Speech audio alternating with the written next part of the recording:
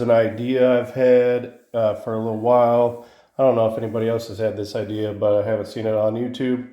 And there's talk about what to do with public lands, develop them for like real estate or something.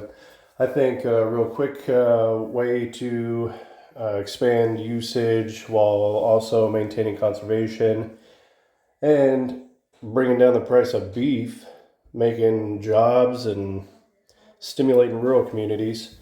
The federal prisoner cattle ranch idea, using public land to graze cattle with inmates on good behavior in federal prison.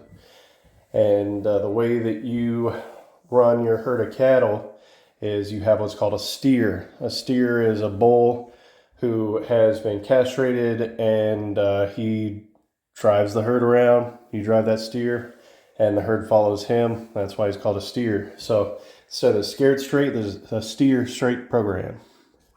We've got 2.27 billion acres in the United States, and the federal government manages about 640 million acres of land for public use, quote unquote public. A usable grazing area would be a fraction of the total available public land, but it would contribute to lower beef prices. Beef prices have really never been higher, so we got to do something about that. And this public land is already being used for cattle ranching in some places, so it's not unprecedented. The majority of federal lands are located in Alaska and the western states. That's prime ranch land. My family used to have a 3,000 acre ranch in southeastern Colorado until the Great Depression. They sold it all off and it became part of the town of Trinidad, Colorado. So many of the western states already have significant and readily expanded cattle production and processing. Framework's already there, ready to expand. And if global warming opens more land in Alaska for grazing, this could be the way to live off Alaska's natural resources. So here's a map, current uses of federal lands. So sorry, it's not real zoomed in there, but you can just Google this and look at it yourself to look at this map.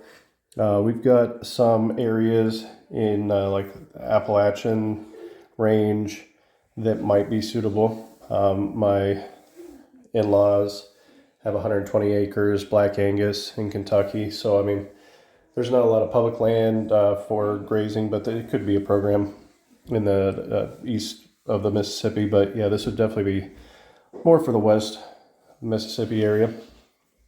So conservation is key, but ranching is one of the best ways to conserve the land. Protecting endangered bird species, endangered species of all kinds, migratory birds, preserving the environment, recreation, providing access for hunting, fishing, bird watching. So when your herd is not there, we can coordinate with the outfitters, and they can, bring people in to hunt game and explore. So natural resource development is already there. We've already got harvesting of natural resources, including limited oil and natural gas production. So you can have that. Why can't we have cattle ranches? Sentenced inmates are required to work if they're medically able. So institution work assignments include employment in areas like food service, warehouse, inmate orderly, plumber, painter, groundskeeper. I knew a dude who did 13 years on a life sentence, federal time, and he got himself 3 separate degrees during that time. So inmates earn 12 cents, 40 cents per hour for these work assignments. And so, your return on investment for providing that infrastructure for that work to happen is easy to come by. Existing work programs are functional and providing services for us right now. Federal prisoner work programs provide inmates with work opportunities to gain skills, prepare for reintegration into society. These programs can include federal prison industries. Inmates work in government-owned businesses to create and sell products like license plates and face masks. Federal work release program. Inmates work outside of prison while serving their sentences. Vocational and apprenticeship training. Inmates learn marketable skills that they can use after release. There's also institutional work assignments, like I talked about already. Public work programs, so like road repairs and litter cleanup. And then prison industry enhancement certification programs, so they literally work in private companies and are paid prevailing wages. So it's just a way to help the labor force. California, for example, has inmate firefighters that work. Now, they must be physically and mentally fit, cannot have convictions like arson or sexual violence. They earn more, between $5.80 and $10.24 per day. Inmates earn an additional $1 per hour during emergencies. Inmates earn supplemental pay, earn time off their sentences.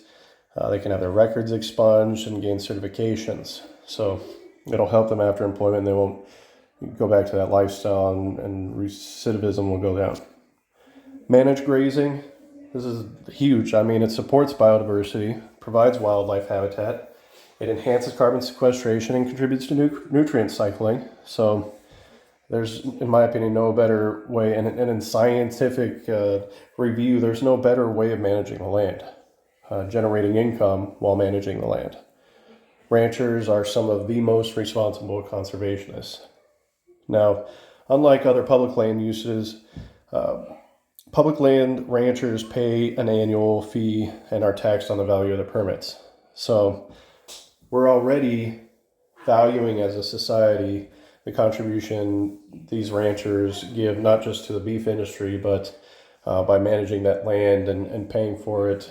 So it's already going on, the framework is already there. Approximately half of the land in the West is federally owned.